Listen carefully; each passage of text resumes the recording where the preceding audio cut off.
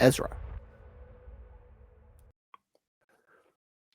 Return and rebuild. Returning and rebuilding. That's the theme for this episode. And while it revolves around the person of Ezra as well, I just want you to keep, this concept in mind, this concept of returning and rebuilding as we talk about Ezra and all the things that are periphery to Ezra. Return and rebuild. And not just in a physical way. Now, some of this is physical, of course, of the temple, yada, yada, yada. But just think of return and rebuild in a broader spiritual context as we go through all of this. Return and rebuild in Judaism, in Christianity, and in Islam. It's the same idea.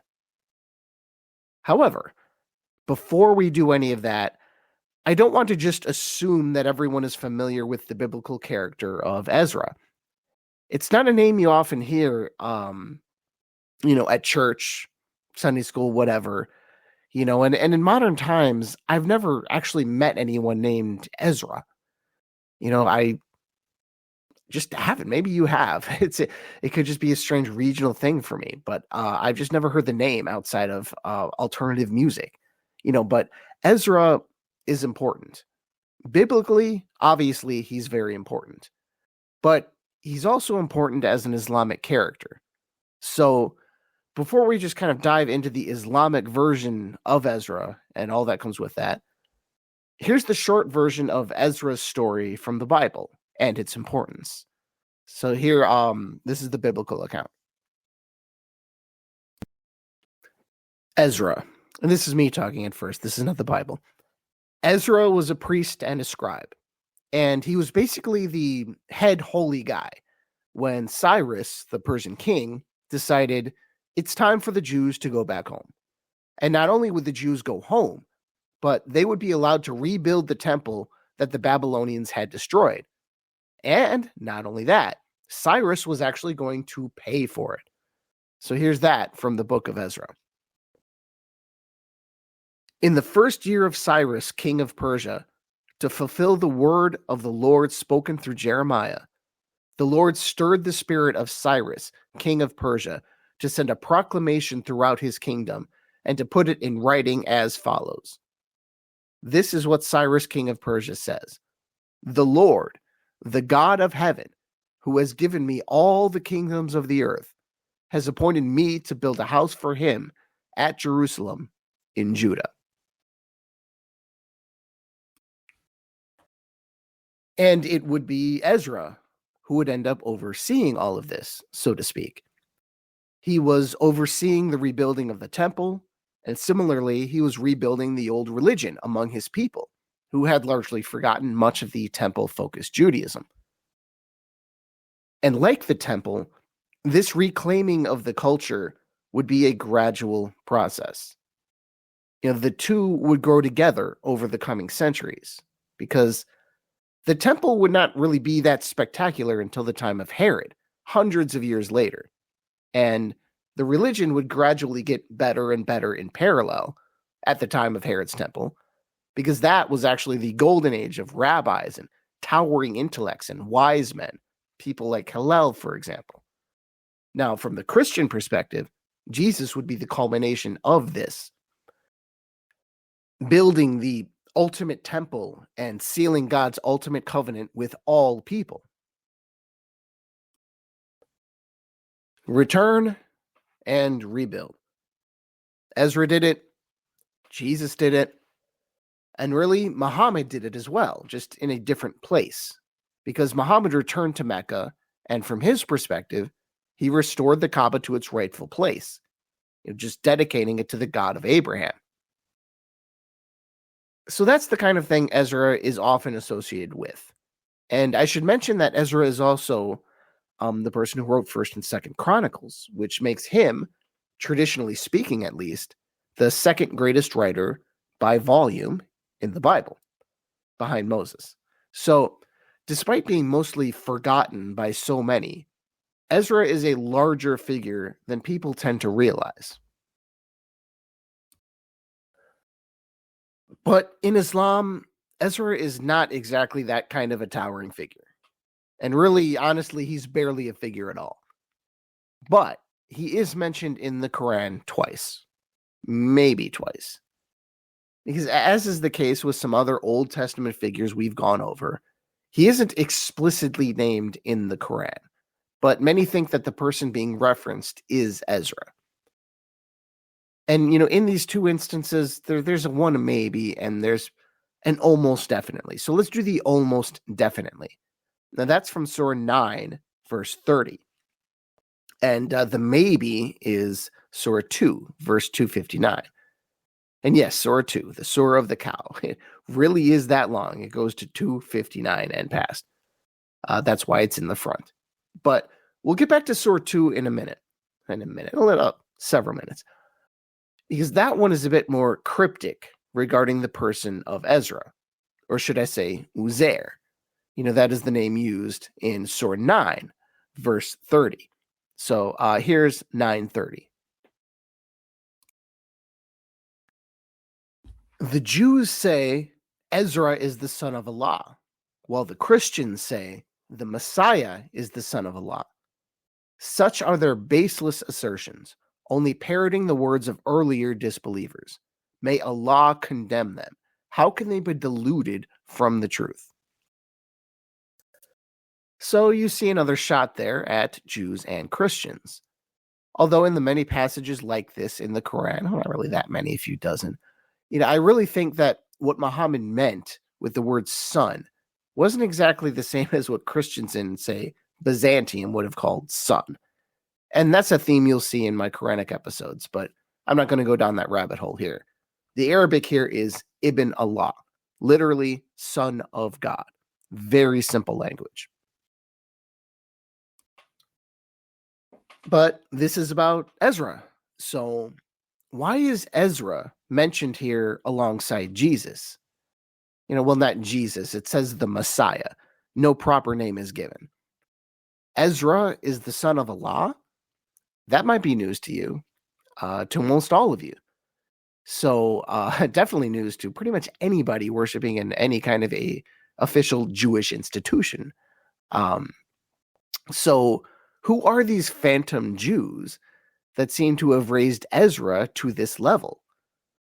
Who is it that thinks Ezra is the son of God?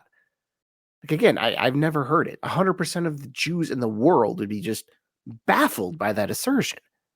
However, that all depends on what is meant by son of God. In the Bible, in Hebrew, the Bible often uses the term son of God to refer to a godly person. And I think you could say, without blasphemy, that God is the father of Israel, or the father of the Jews. You could say the same thing about Ezra or Moses. Because really, it all just depends what you mean by that. In America, George Washington is often called the father of our country. Does that mean we think he's some divine character that miraculously fathered 330, 350, whatever it is, 350 million of all of us? No, that's dumb.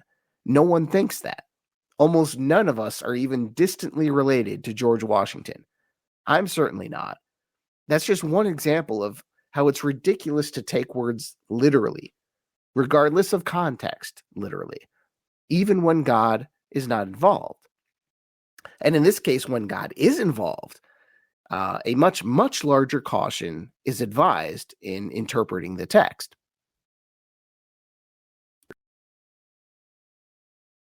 Now, it's certainly possible that, this group of Jews eventually, and particularly the ones in Medina, had come to consider Ezra, for some reason, as the son of God. Now, what they meant by that can certainly be disputed, because words seldom mean the exact same thing once they are filtered through a language or two, and then 1,000 years, and especially when interpreted by hostile ears. Now, it's certainly possible that this group of Jews actually thought Ezra was the divine offspring of God. Arabia was a place of wild religious assertions and spectacular heresies. These were not often conventional Jews and Christians. And there is a huge, huge probability, though, the most likely probability that this was just a theological misunderstanding.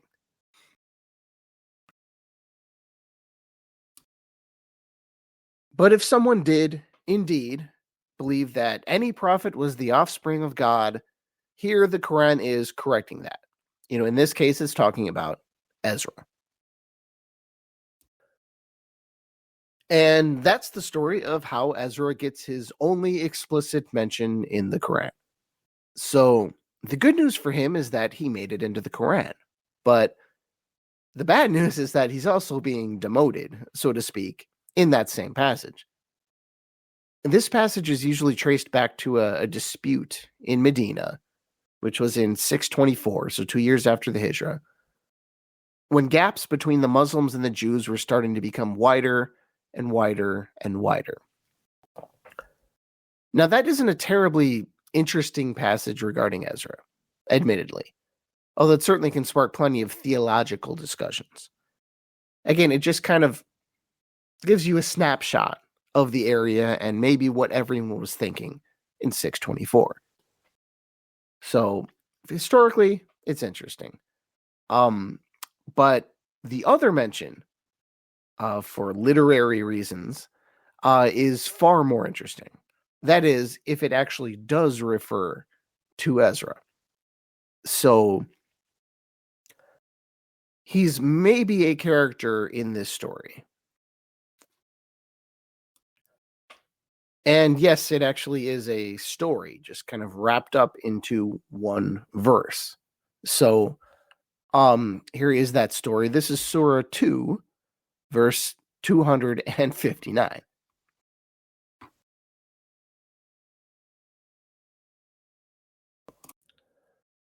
Or are you not aware of the one who passed by a city which was in ruins?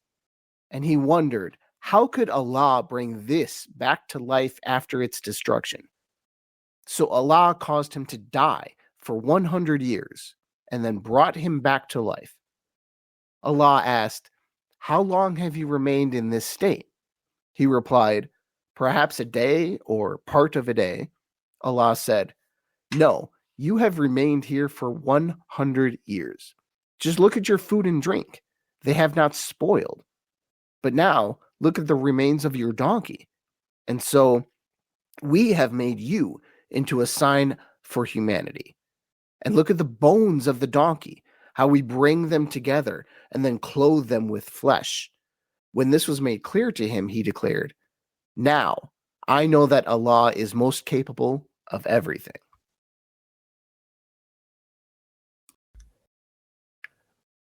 To help you out, I tried to read the clearest version of that story, but still, it's not a clear story, particularly to listen to.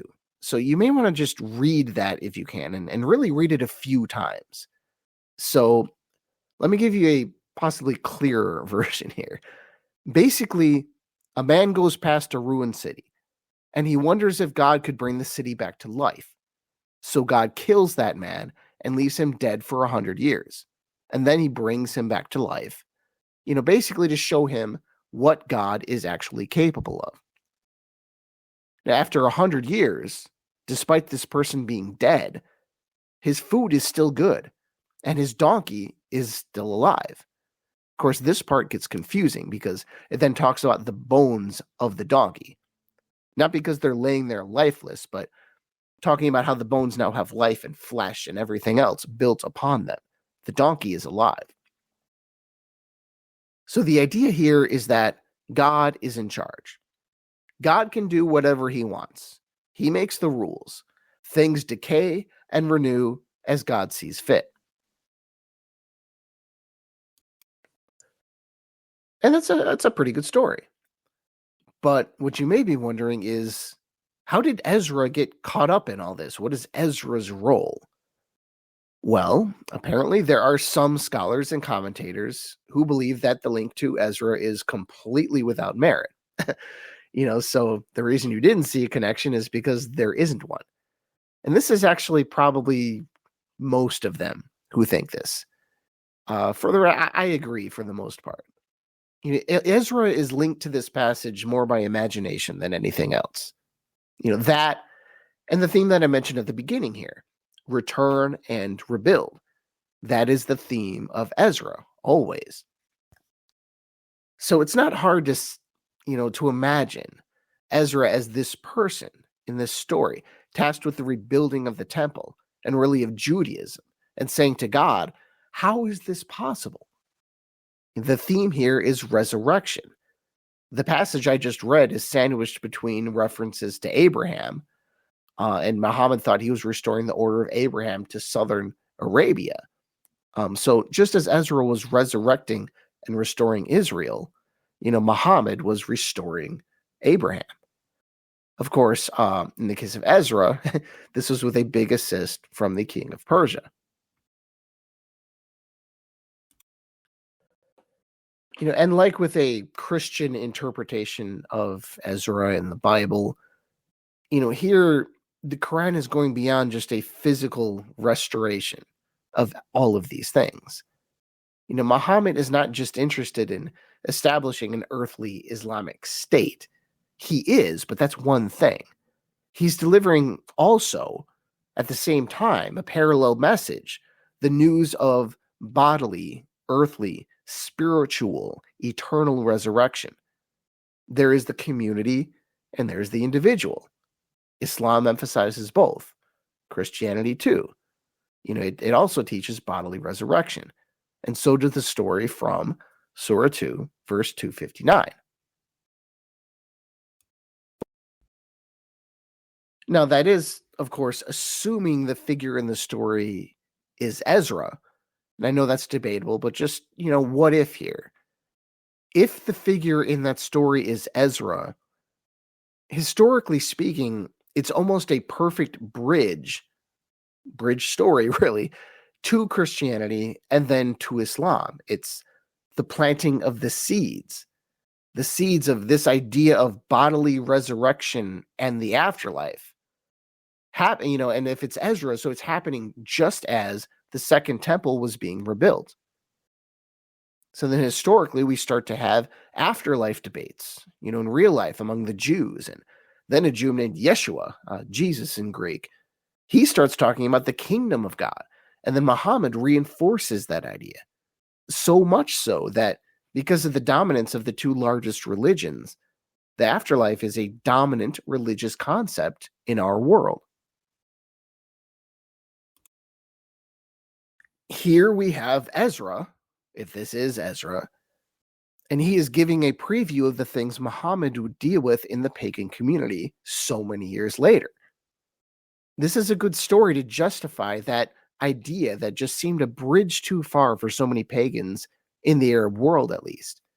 This idea that God can resurrect someone's bones, that he can resurrect anything, really. The Arab pagans just didn't believe this, which from our vantage point, it seems really, really strange. You guys believe that a rock can magically bring you success, that it can help turn the tide when things are low, that it can resurrect your fortune. And yet, if the creator of the universe wants to reverse death and decay, that's impossible. That's your line. However, that was the situation Muhammad found himself in. It was the Arab zeitgeist, if you will.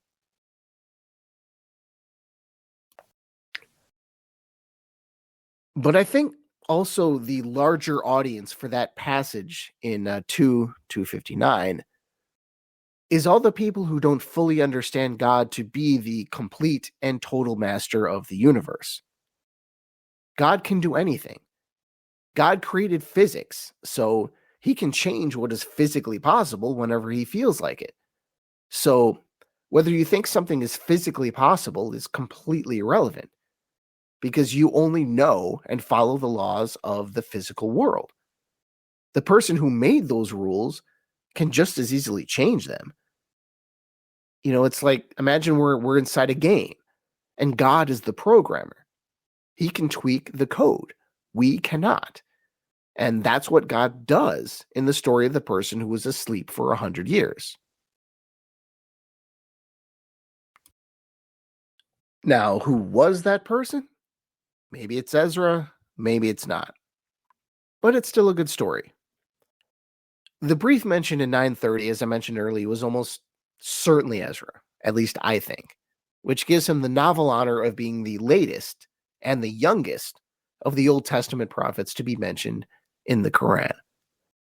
But really, that's about it that we can definitively say about Ezra and the Quran. Thank you, and I'll talk to you next time. Inshallah.